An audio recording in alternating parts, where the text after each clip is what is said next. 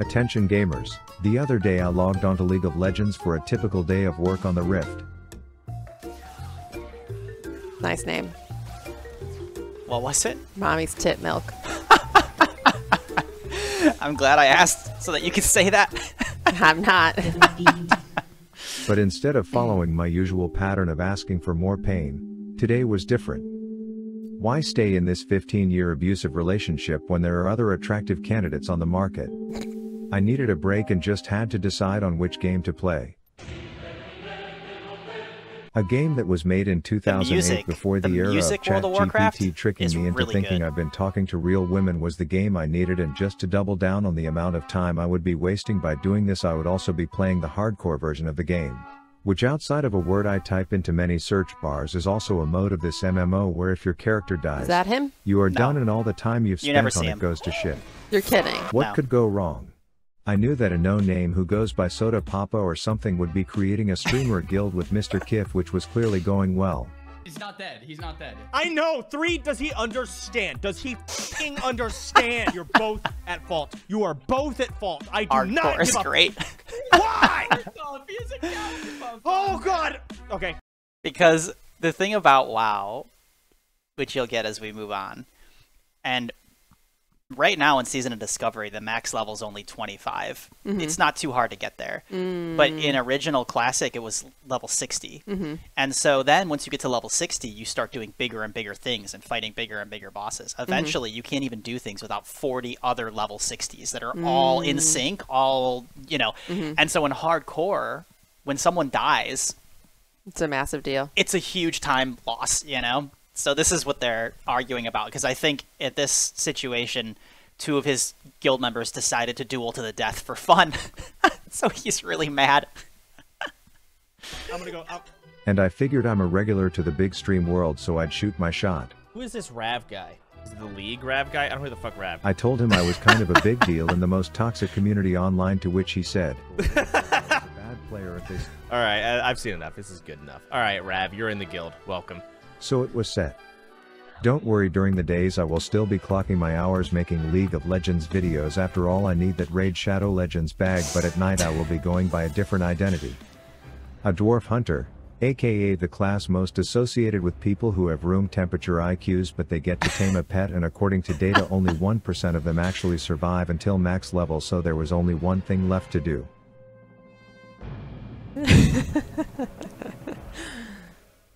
This video is sponsored by Professor, which is an app and overlay that gives you a huge advantage when you play League. So you can use it to...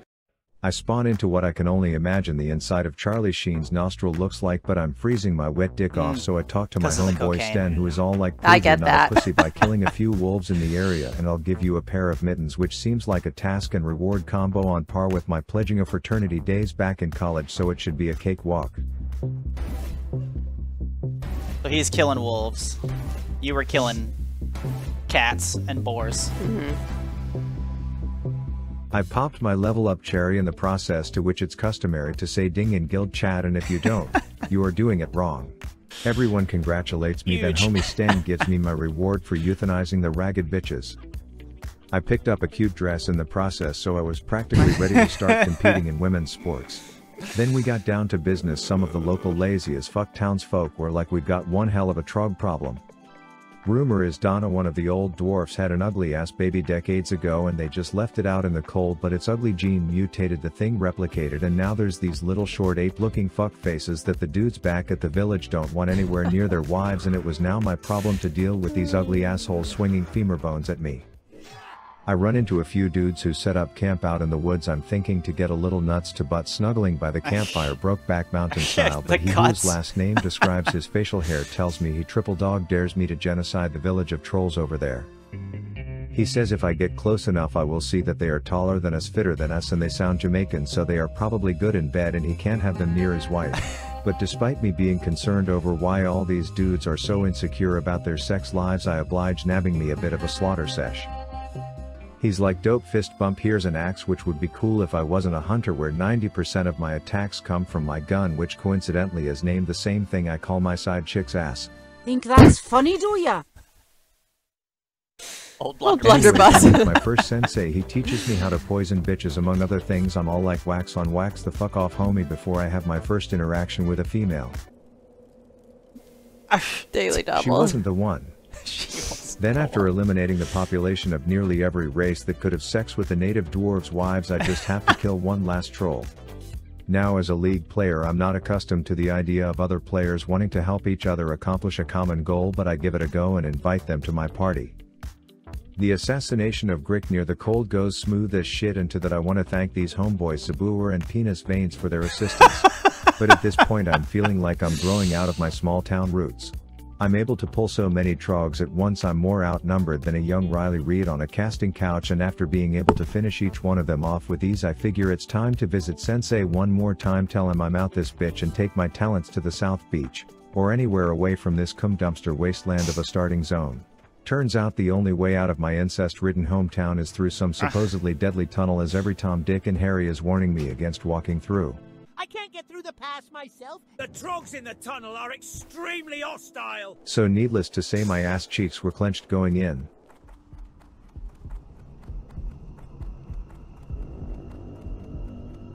Dead bodies. Turns out some bald Chad paved the way, and outside of running away from one ugly wife fucker, I don't see why that midget was so scared. Anyways, a streamer named after deli meats taught me that I can tag mobs and then have this 9-to-5 pencil pusher do all the work to kill them while I get all the credit, which is hashtag capitalism. As you can see, I exploited this dumb shit face for a while until he eventually caught on and stopped helping. The gamer in me flamed the NPC, and then instant karma hit, as my first real fight on this side of the tunnel was looking like my last. Spores can be dangerous. Oh man. Running from boars is dangerous. They charge. Oh no, he's charging. How did he not die from that? I mean, what's the risk? He'll be alive anyway. Not even No, close, this is baby. Then hardcore. I hit the town, gave all the Oh, cousins I their thought- love letters from the pussies on the other side, and I was ready to continue my quest in the new land. Now, small travel tip: if you've never been to Carano's, don't.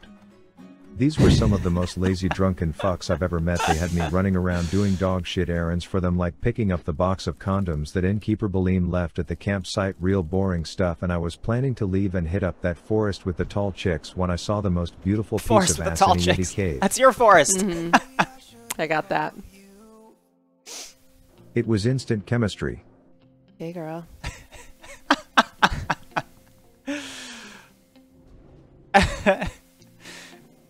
Sure. That is until she got some of Daddy's bag, and then I was practically invisible to her, so I knew just the way to get her attention. Put myself in danger in a one-life version of the game, so she has to save me. It didn't work, and I've deemed tall Queen Sarah a gold-digging bitch because of it. Anyways, I met a dude named Tundra who had a tall ass. He left a box of nudes in a cave, and now some perverted elite Yeti was puppy guarding them. As a level 8, if something like this even touched me, I would be dazed, dead, and dicked over with a pissed off Papa Soda to report to, so I really only had one option. But I had a plan. I love the music. Why It's did great. he have to join that guild if he's by himself right now anyway? Because he's just like leveling up or whatever? This is a well, yeah, because eventually they'll all work together in the later stuff. In the early stuff, they don't have to. But really, they join the guild because they're all streamers. So it's a common strategy that we have never tried or heard of. But get together, cross content. So they all ended up pushing his videos to their audiences. And Kizzy was like, "Can I join you?" And he's like, "Okay, good enough for me." That's right, even a random normie whispered me in amazement of my raw masculinity, and let's just say the box of Tundra's nudes was secured. Oh, that's beautiful dancing. Now to all the women in Oh, my you haven't life even who tried said your I was dancing. awful at finding that right spot, I'll have you know that when it comes to getting beasts to the literal perfect pixel where an NPC will do my work for me, I was a pro. I had my first run-in with a Chinese bot who stole a chest from me, and then after more mindless questing I hit level 10, which to those of you who didn't waste half your childhood playing this game is a big deal for hunters because it means you can learn how to domesticate a beast to be your pet. First you have to prove yourself fit to be a father to sensei by adopting a few temporary bastards, which is kind of like in middle school where they give you that crying doll as a lesson to teach you to use condoms, and in some cases here I even had to deal with the jealous best friend. Once I proved myself a responsible parent, it was time to find my soulmate, and I already knew what I wanted.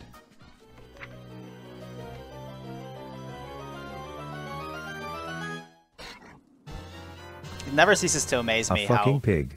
I named my big black pig Howie, and hunters with have that, this whole a mini new game lifelong in this adventure game was about of to a blossom. pet and Okay, feeding them. getting a King pet is Ginger, completely and the thing that counterintuitive would to being a ultimately be hunter. responsible for wiping That's the guild kind in of a true. raid. No, hunters have dog pets that can help them hunt.